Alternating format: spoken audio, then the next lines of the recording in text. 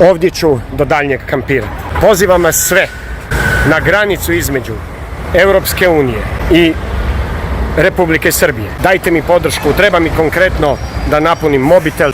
Ovdje ću kampirat dok me režim Aleksandra Vučića ne pusti u Republiku Srbiju. Ja sam novinar, istraživački novinar, bavim se istraživanjem visokoprofilne korupcije i ne postoji niti jedan zakonit razlog za ovaj postupak Aleksandra Vučića, njegove policije i njegovih odmetnika.